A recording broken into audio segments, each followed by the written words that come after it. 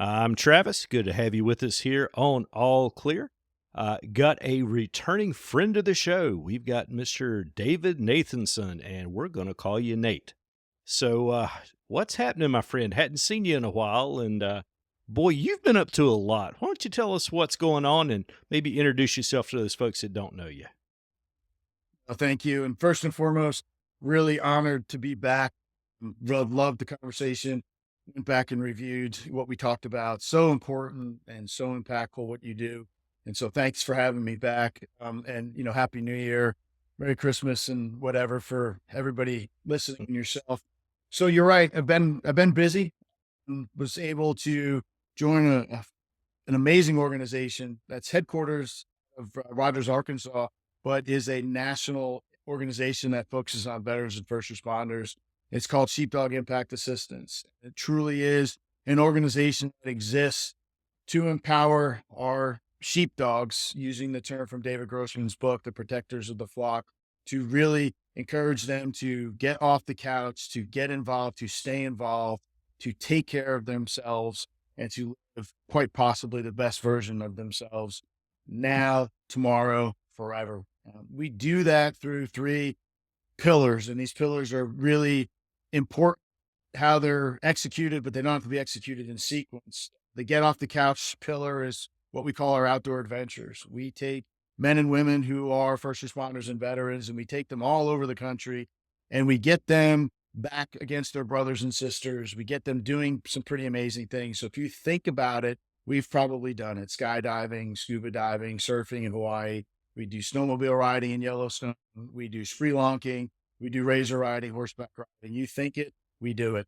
And the intention is to, again, get them together with the folks maybe that they've lost touch with after maybe leaving the service, or just get them away from the day in, day out grind of serving their communities and get them around like-minded people to help them, reconnect, to rest, and to start to identify maybe some challenges in their mental wellness. We start to introduce the themes of post-traumatic growth through, delivery of nightly modules, but we're very gentle about it. And the hope is we light a fire in their minds to want to do more to address maybe some mental wellness challenges, which segues into our next program, which you and I spoke about at length last podcast, and that's our Warrior Path program, progressive alternative training for helping Right. heroes. That's the 90-day immersive mental wellness program, 7 days on the ranch. We have a 70-acre ranch in Jane, Missouri, that we bring our heroes to. It is purpose built, and it is set up to facilitate healing. It is set up to help men and women deal with the trauma that they've experienced, to understand it, and then to start to struggle well, knowing that they've experienced it. And then we move them into that world of post-traumatic growth. And the most exciting thing that we do is our disaster response missions. And this is the critical piece that you and I talked a little bit about last time. And that's, how do we sustain that change? How do we sustain that post-traumatic growth? So our disaster response missions, it's how we actually started, and it's one of the things that we continue to do. We deploy men and women all over the country to respond to natural disasters. And we get in there, and first and foremost, we aim towards the first responders, families, and homes that are impacted, but those men and women can't take care of their homes because they're taking care of their communities. We go in there, we tarp rears, we remove trees, we bring fresh water, we bring supplies, we bring hope. And the second aim point would be any veterans in those communities. And we go in and we try to do those same things to help the community start to recover. Sometimes, showing up and showing that you care is enough to help a community rebound quicker. And the interesting thing that I've learned is, when we deploy, actually helping is healing for us. So we continue to feel purposeful. We continue to feel that we have a mission. We continue to do those things to help us heal and take a step back and realize that there's a lot more going on in life than maybe that episode of trauma. You asked the question, so what am I doing there? We established Sheepdog University earlier this year. It is a center of excellence that orients policy, on doctrine, and procedures. It trains the next generation of sheepdogs to be able to deliver these gifts: the outdoor adventures, the warrior path, and the disaster response mission. And it just makes sure that we are self-sustaining into the future, because this requirement to heal our nation's sheepdogs is going to continue in perpetuity, and we just want to be around to meet that demand. The university orients on getting men and women that are not in Arkansas but everywhere else in the country to get them to think and act locally. We give them the personal and professional skills to go out and help the organization to be seen, to be heard, to generate resources, and then most importantly, we look to deliver these programs locally so that we can reach more and be efficient about things. Cool. So boy, that's a lot to unpack right there. But I'm gonna roll back to I'm gonna be self-serving here for a minute. North Carolina, where I'm at. You were here not too long ago when Helene basically bulldozed the western part of our state. And I know you said that part of what you guys do, you physically help. You know, you cut trees and you do stuff like that. But you also are caring for the mental well being of the first responders that are there dealing with that. And I know that I'm in Concord, so I'm about an hour away from where all that was going, at 2 hours to some parts of it.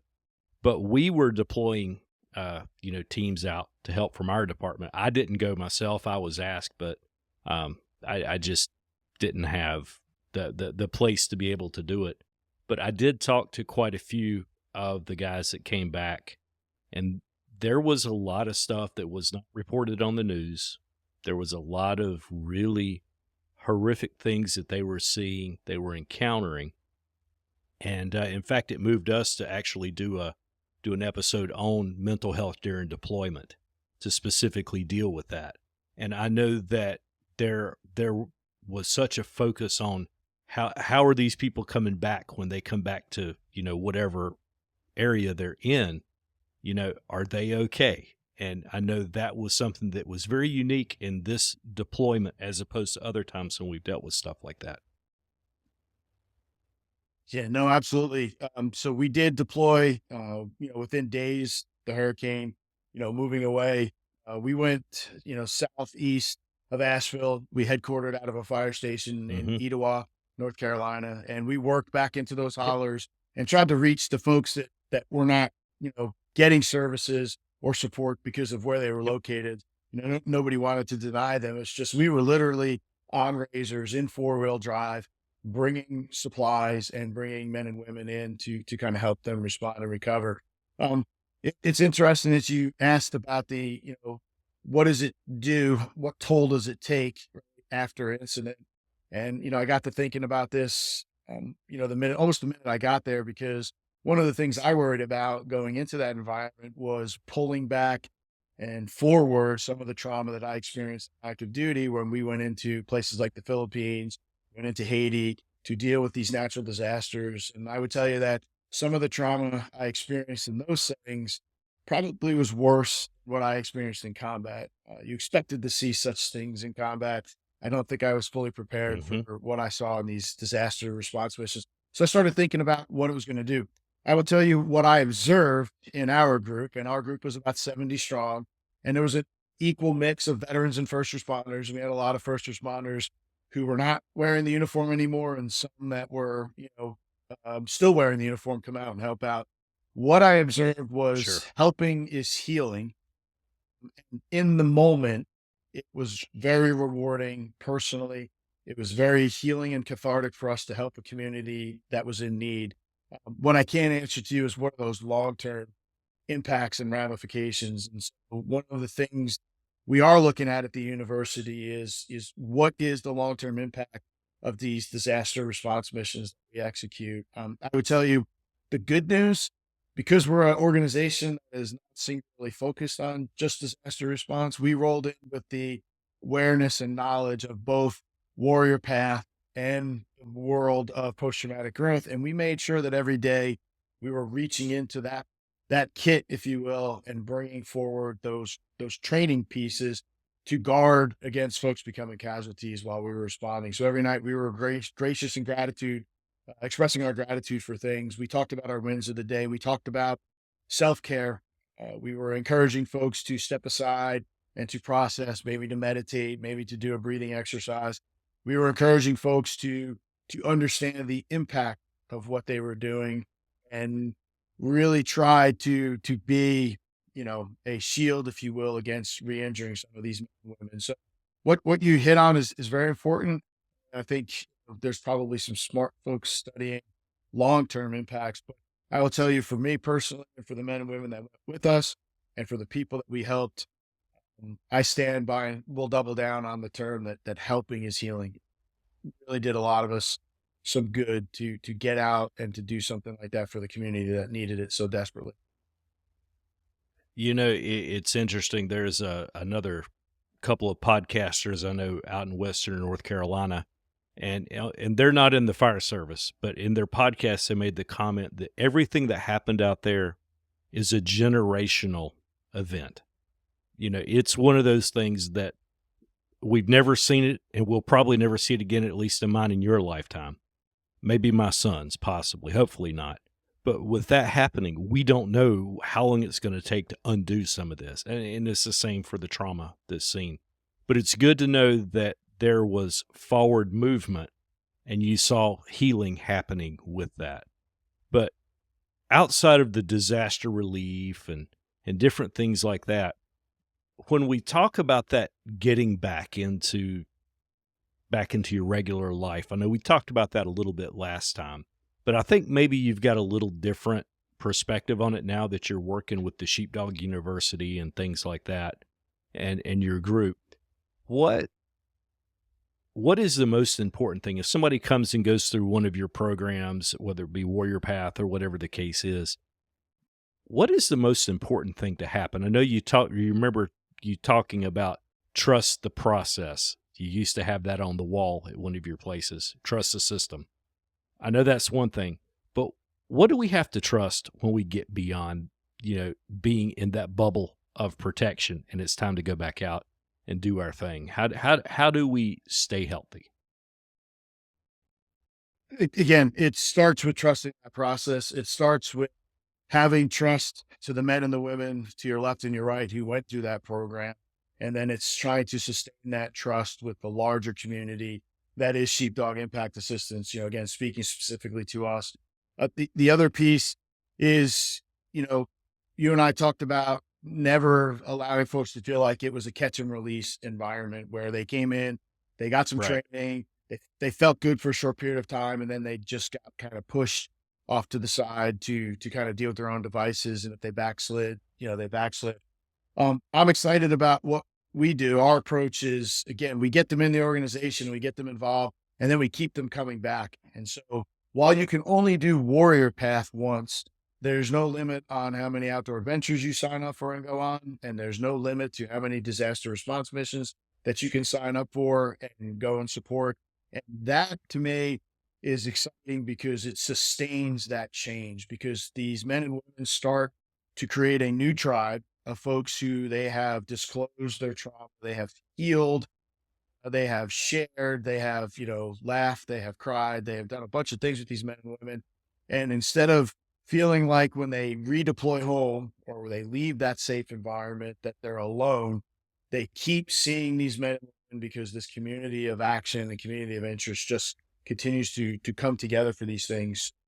I would say that that's one of the ways we sustain that trust in the process is, truly making sure folks understand that, no one will ever be left behind.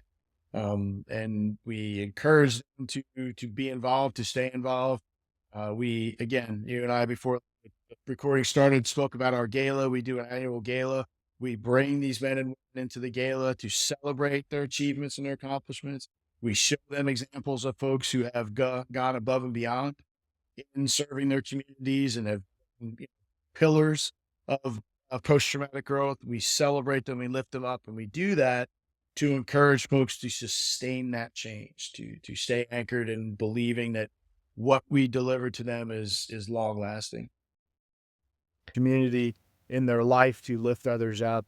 We celebrate those that have, emulated our principles of post-traumatic growth, in amazing ways. And we try to inspire the newcomers to the fold, if you will, to sustain that transformation, to continue to be, the best possible versions of themselves. And we try to generate that trust by showing them examples of what it looks like to successfully transcend trauma, to struggle well, and to get back out there and be an impactful person in your community. So that's some of the ways we help folks stay continued, or not continue, but keep the trust alive that what we deliver to them in, our training it works. It'll continue to work. Just believe in it and just continue to do the work.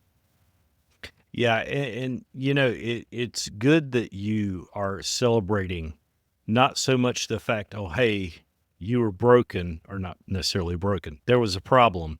You got help. Good for you. But it goes beyond that. You were talking about they're reassimilating. They're going out and doing more good for the community and reattaching.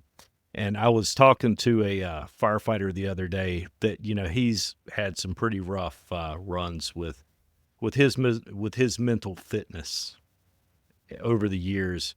And he said, the big problem I see, everybody's like, well, I have PTSD. I've suffered. Okay. Okay. So you think you feel like you're broken. Well, the thing is, you can't just sit there. You have to try to get back to where you were before. It's not just identifying the problem, but it's making an effort to try to improve it. And I think that's the key that we're starting to understand now when it comes to this side of the recovery. No, absolutely. And you're spot on by celebrating the successes of those who have experienced the trauma, who have recognized that they experienced trauma, who have done something about that trauma, and have continued to live a life of purpose, of passion, of, impact, by lifting them up and showing folks that are new on their journey that this works and you can be more amazing than you were before you experienced that trauma. I think there's something to that, and it's wonderful to see an execution, and it's an event that there's not really a dry eye in the house. Everybody is just very emotional about it, and you really just feel like, okay, here is how you prove to people that what we're offering works, right? Because some of the men and women that we celebrate were as I don't, just like you, I don't like the term broken, but they were as injured as you could ever imagine. And you see them up there and you hear their stories of resilience. You hear their stories of personal growth. You hear their stories of demonstrating, a level of strength that is just eye-watering. And then you start to realize we're talking about all the things they did after they served, or after they might have been involved in a heroic incident. To me, if you can't get behind what we're trying to deliver, if you can't trust the process after seeing those men and women, then maybe you need a higher level of care. But more importantly, I think that most people walk away going, wow, that's incredible. I know I did. Last year, I was crying like a baby, because I was like, I cannot believe these men and women survived what they survived and went on to do just eye-watering things after trauma. Yep, survive and thrive. Those are the two things I think that we all try to get back to. But one of the things at our organization that we've talked about over time, from a leadership perspective, there's two sides of it. Number one, how do you ask for help if you realize that you are having a problem? How do you ask for help? Because we're all big tough guys. We don't cry. We don't have problems. We can do anything, but ask for help when we need it. So that's the first thing. And then also from a leadership perspective, how do you offer help when somebody asks for it? Those are two things that you're probably better geared for that than I am as as someone who's more in touch with the mental health side of things. But if somebody comes to me, how do I help them, and how do I ask for help? Yeah, and with your permission, I'll answer what will be easier for me, and that's how to Go offer for the it. help than it is to how to ask for the help, because it took me a really long time to ask for that help. And when I finally did, good Lord, I'm thankful that I did. So, the most important thing a leader can do when they're offering help, first and foremost, is to set conditions for a conversation to meet that person where they're at. Don't try to project an understanding of where they're at. Don't try to think that you fully understand what they're about to share with you. And most importantly, don't talk, just listen.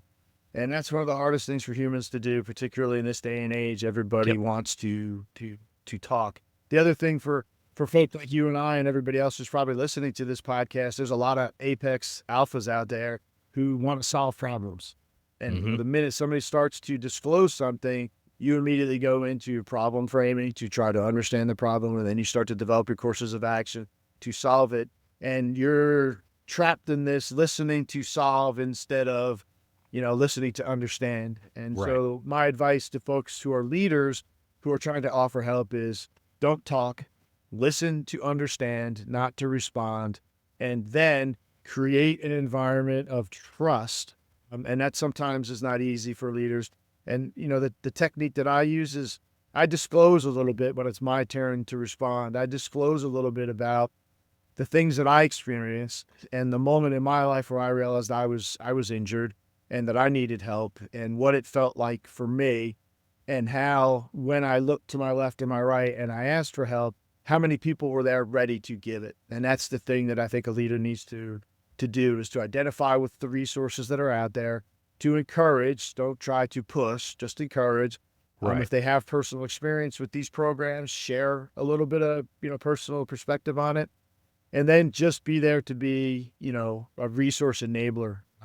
It's very difficult for a leader who cares about their men and women to not immediately try to solve every problem they're confronted with. A little humility to understand there's probably some things that you're not ideally suited. So again, awareness, create an environment of trust, a little bit of disclosure, but most importantly, listen to what they're saying to you to understand what it is they're trying to work through so that you can direct them in the right direction. To your question about how do you ask for help, that one, it is hard for me because for most of my adult life, I never asked for help, never wanted help, and didn't even realize I needed it. I would say the best way to ask for help starts by looking in the mirror and realizing that you need some help.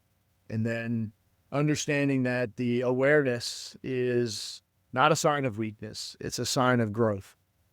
And understanding that true courage, right? We talk about this all the time in, the first responder world and the military world. When we talk about, bravery is not a condition of no fear. Bravery is a condition of being afraid but acting anyway. I remind folks that when you are asking for help, in my opinion, are demonstrating courage beyond, what is normally understood as true courage. Understanding you need help and asking for it is to me a definition of extreme courage, right? Because you're afraid, you're afraid. You're afraid of judgment. You're afraid of shame. You're afraid of, personal or professional impacts of admitting that you have an injury. Sure. Yet you ask for the help anyway. So the asking for help is again, look in the mirror, understand that you are injured, and then understand that it takes extreme courage to ask for that help.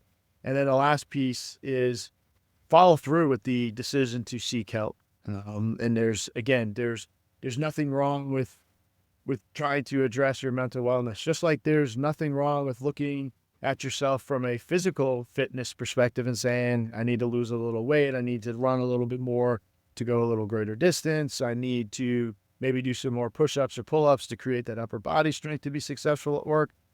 It's the same thing as far as I'm concerned, right? And I have some challenges in my mental wellness.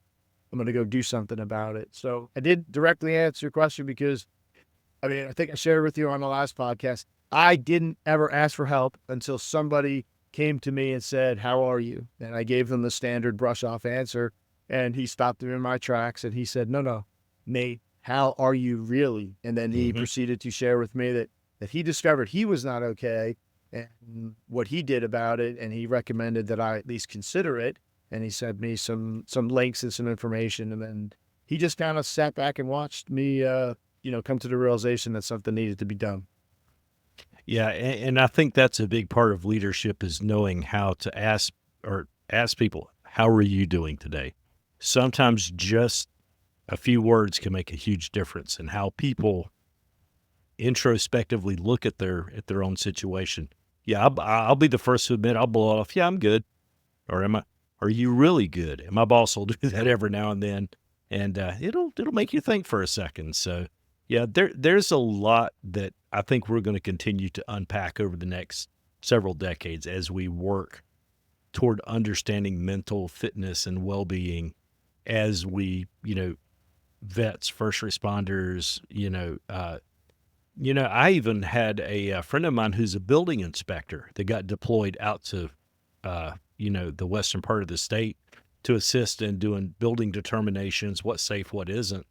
And he said he was rattled a little bit when he came back, and we talked about it. Granted, it's a whole different world than what happens here, but at the same time, all humans have to deal with this on some level. And it's good to see that you guys have so many cool things going on. So now with Sheepdog Impact, I know you guys have got a ton of stuff going on. Go to your website. It's amazing. But I guess my question is, what resources do you guys have available right now? If somebody's listening to the podcast and they want to find out about Nate and Sheepdog University and Sheepdog Impact and all that fun stuff, what resources do you guys have out there right now? I mean, I think the primary tool is what most folks use these days, right? That's a forward-facing social media page. That's a website. Go there and check out what we've got going on. Um, the resources are plenty in terms of opportunities to get off the couch, to move into a world of post-traumatic growth, and to continue to serve. We have one of the things we're most proud of is we have a 70-acre ranch in Jane, Missouri that is purpose-built. It is designed to create an environment for healing, for introspection, for trust, and for post-traumatic growth. And so that resource, I think, sets us apart from, some other organizations is we have a place where we can bring folks at no cost to themselves to really get after healing. One of the things that we can do is we bring them there and nobody needs to know why they're there or what they're doing. Because we're a non-reporting entity, they could just say, I'm taking some vacation, and they come out there and they can get an amazing experience, whether it's an outdoor adventure or participate in Warrior Path. So Heroes Ranch is a huge resource as far as I'm concerned. It's unique, it's amazing, and you can't help but feel impacted by, your time there. On the ranch, we have the things that we use to support our healing modules. There's Highland coos running around it, which who can't look at a Highland coo and not smile because they're like the most, cutest thing you've ever seen. We've got horses to enable equine therapy. We allow our, veterans and first responders to interact with those animals, to understand how to regulate themselves because the horse will tell very quickly if you are incongruent. So we've got horses, and then we've got, lodging facilities that are state of the art. We've got a yoga studio. We've got a lot of neat things that they could take advantage of. Our programs, again, those are things that I would consider resources. They're unique amongst the community. We'll take veterans and first responders around this great country of ours to do some pretty amazing things. Snowmobiling in Yellowstone in the winter, surfing in Hawaii in, the spring and the summer. We went to Mount Rushmore this year, and we gave couples an opportunity to heal together. So unique amongst the community is we recognize that it's not just the person who serves who experiences a trauma, but that family member as well. And so we brought families, husbands and wives to Mount Rushmore to go through a outdoor adventure together to allow the family to understand first and foremost, what do we mean when we say post-traumatic growth? What do we mean when we say struggling well? What do we mean when we talk about, life with purpose and passion after maybe service is over? So that, again, I think that's a resource. We draw heavily from, the vet centers. We have a unique relationship with the vet centers that fund some of our programs. I would Right. encourage folks to take a peek at the website and just start clicking the links. And there's just a wealth of information. What I'm hoping to stand up in the university world is places where folks can go for information. So you talked about, how do you ask for help, or how do you as a leader deliver help? I'm working to create what I'm calling a toolkit, if you will, to help identify resources available and to identify, talking points, a conversation shell, if you will, to help have that hard conversation. We did this for years in the military. We were confounded by the suicide epidemic, and so we didn't know how to address it. Hmm. So we created this leader's guide to talking about suicide. Very soon, we will have a leader's guide to talking about post-traumatic stress, talking about what programs are out there. The leader's guide will also touch on some of the other things that go hand in hand with post-traumatic stress. That TBI, that traumatic brain injury, or maybe there's a dependency on alcohol or other, behavior that is high risk. We want to have resources up there for folks to be able to go and to use, to help others get that help. So those are some of the things that we try to make available to folks so that they can understand who we are, what we do, and more importantly, how to take advantage of what we do. Yeah, absolutely. And I know you guys are doing a ton of good stuff out there, and it's awesome to see that it's not just a thing that happens in the South. Anybody, anywhere in the country can benefit from it.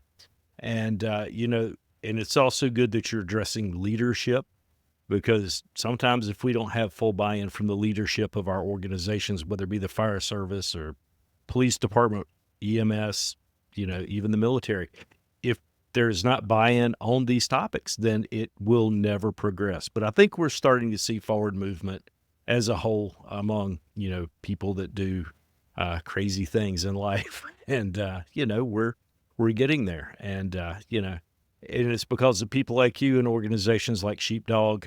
It helps us see that there's always opportunity for change and to get help. So, David, what's the website if they want to go check you guys out? Yep. Sheepdog, SDIA.org. So sheepdogimpactassistance.org. Encourage them to go take a look. There's lots going on there. And again, take a look at us. So we have Facebook, obviously Instagram. There's where we try to capture visually the impact that we're making on the community. And there's Yep. always, something being shared. That's also where folks can go and take a look at the opportunities to get involved. We do fundraisers. We just finished our Gauntlet of Gratitude. It was a 30-day virtual physical challenge where we encourage folks Hmm. to get out and walk, run, row, whatever. And again, raise some awareness, raise some resources, for the community, so they can go take a look at that. It'll be all over Instagram and Facebook. Really, it's the need is so great. And I think we're just starting to understand just the tip of the iceberg and about how many folks, men and women who have served, have been impacted from trauma. And we talked about on Hmm. our last podcast, they came to that service with childhood trauma. The service experience maybe accelerated or exacerbated that trauma. And now you have a man or a woman who's returned to society.